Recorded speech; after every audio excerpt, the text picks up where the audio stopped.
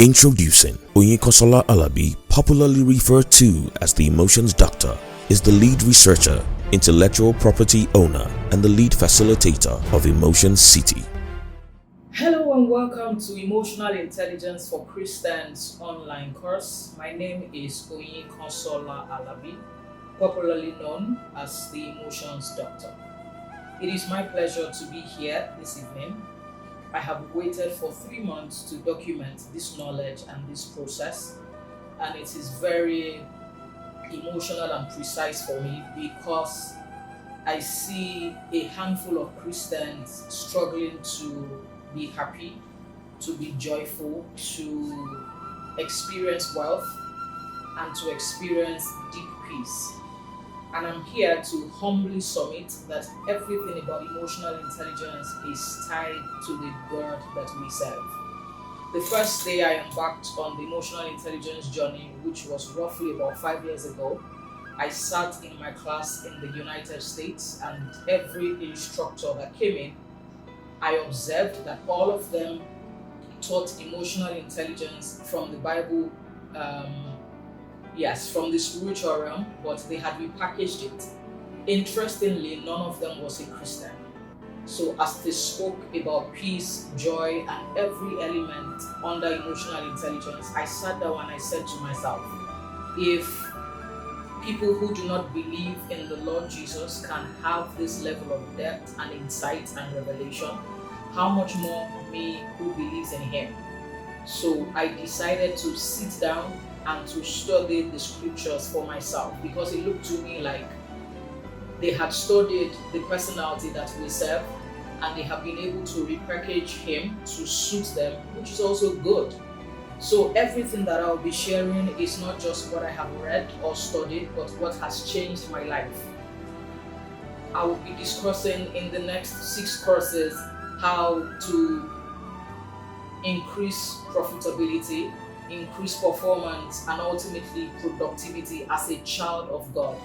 I will also be discussing how you can profit from emotional intelligence, how emotional intelligence is the new gold. I will discuss what exactly emotional intelligence is and why you should pay attention to emotional intelligence in 2020, 2021 until you exit the earth. So this online course has 6 different modules in them.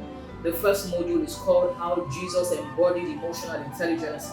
The second one is the Self-Aware Jesus.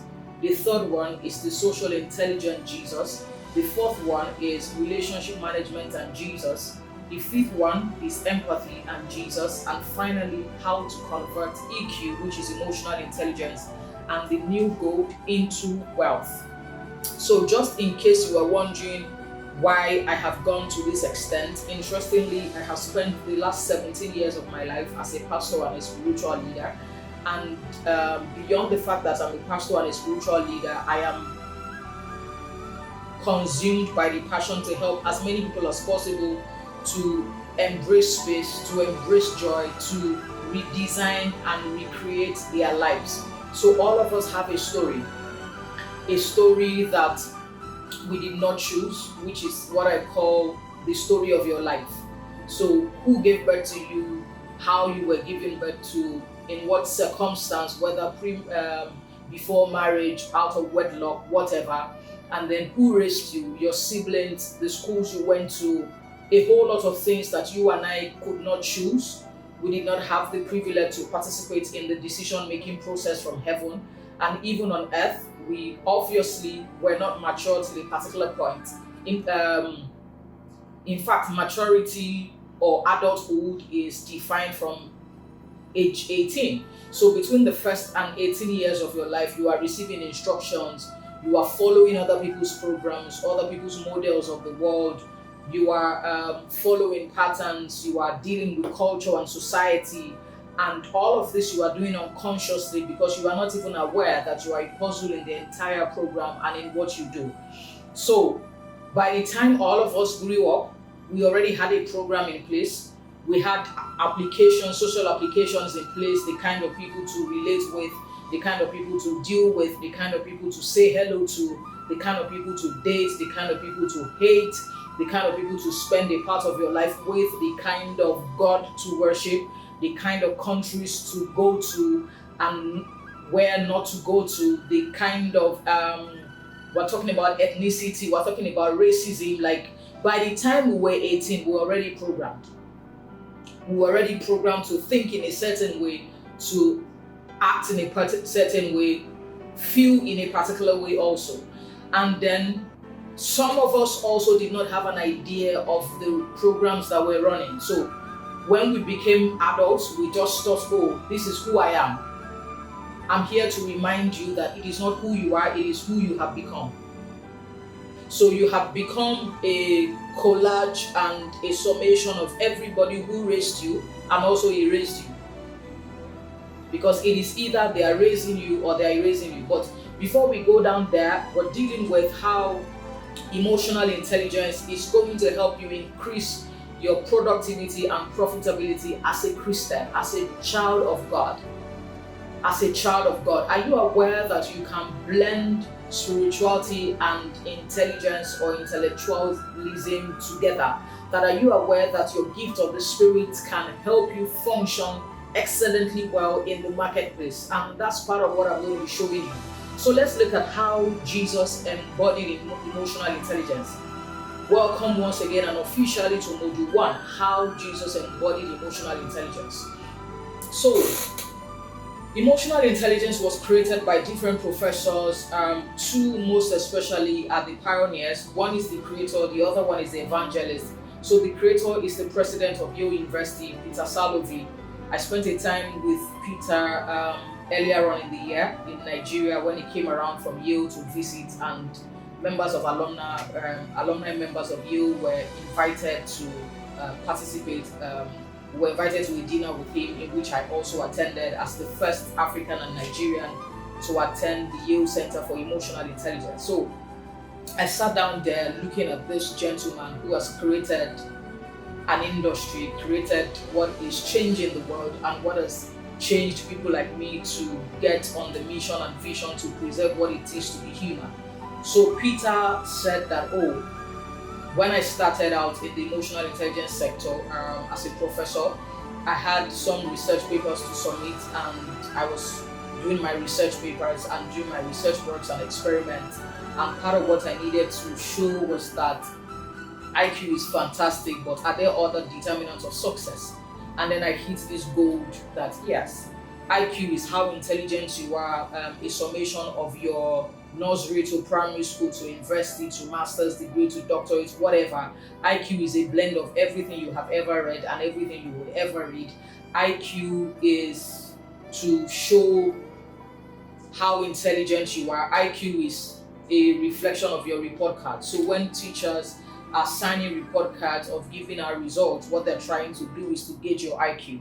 So IQ is fantastic. IQ introduces you to the world. IQ reminds people of your existence, that you are either average, you're an average thinker, or you are more than average, or you are a special person or extraordinary, whatever it is. That is what IQ reflects. So Peter came and said, I submit to IQ. I agree that IQ exists, but beyond IQ, there's something else that needs to sustain everything you attract. So yes, you can attract a job, you can attract a partner, you can attract an investor, you can attract clients, but you need to sustain and nurture them. So in this sustenance and in the nurturing, there's something else that we need to submit to and defer to and acknowledge and recognize that exists beyond IQ. And he went further to prove what emotional intelligence is and why emotional intelligence is very important. And he documented it. It was fine. That was in 1995. And Daniel Goleman picked the same piece and went ahead, wrote a book on it, and it caught fire.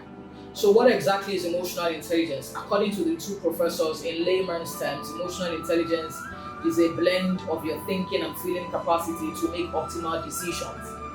A blend of your thoughts and your feelings to produce an action. So a blend of your T and F and to produce an A.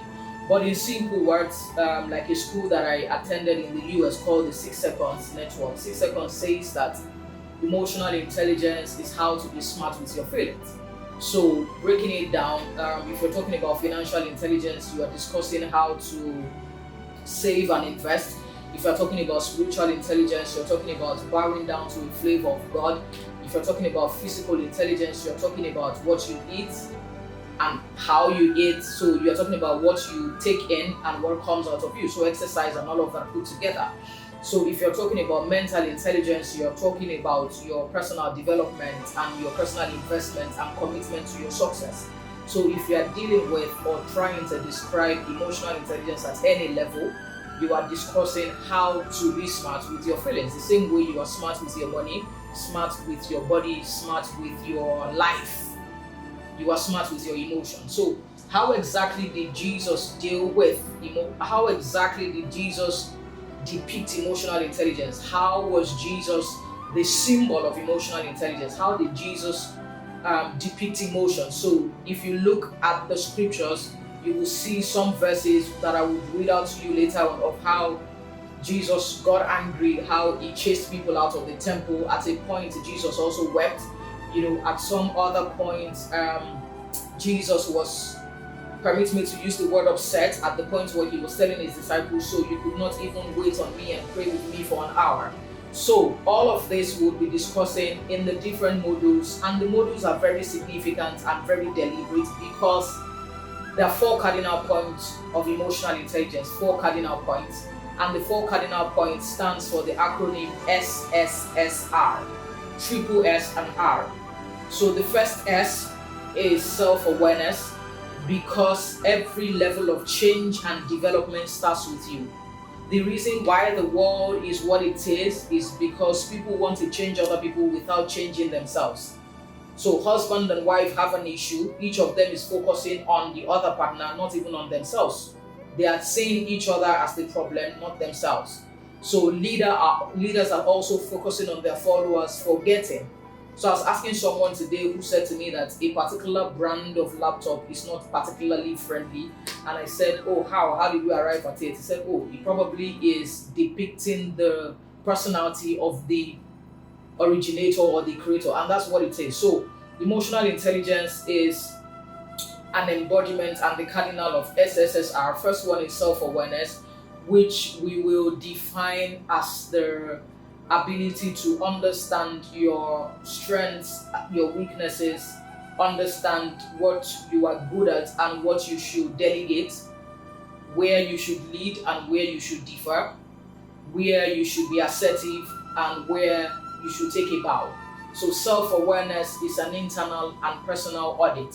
The ability to understand your existence, the ability to know what you are good at, and the ability to submit when you have to submit. The issues that we have at the level of self-awareness is one of the lies or the dramas that we have is we hardly take into cognizance of the fact that we are not good at everything. We don't even know ourselves enough to appreciate that reality. So self-awareness is the sum total of your strengths, your weaknesses, sum total of your thoughts, sum total of your behavior. And when I say your thoughts, you being conscious of your consciousness, you being conscious of the thought behind your thought.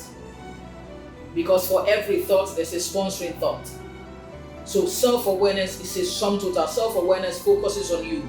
Self-awareness is dealing with your respect to yourself, you respecting and relating with yourself the way you relate with other people. So do you keep your word to yourself, not to talk of keeping your word to other people? So we would define this in some extent and in a longer version. So we have self-awareness, we have the self-management, because after being aware, you have to manage yourself. Every level of leadership starts with self, but beyond the recognition, which is self-awareness, you have to regulate what you have recognized. So self-awareness comes before self-regulation deliberately. Self-awareness is first, self-regulation is second. After you have recognized yourself, you must regulate what you have recognized. After you have articulated your thoughts, your feelings, and your actions, you should be able to regulate and manage what you know. There's no reason why you are recognizing, understanding, and not labeling, regulating, and managing the entire process. And self-regulation is what you and I are going to do till we die. We will forever regulate our emotions, forever regulate our thoughts, forever regulate our feelings. It's just the same way you service your car. You will forever do that as long as you have a car. So your emotions are data, your emotions are messengers, your emotions are a reflection of your soul. So they give you a picture of your soul. So self-awareness, self-regulation, when you're done with recognition and regulation, then you are permitted to move to social awareness. Social awareness at Emotion City is also called awareness of others.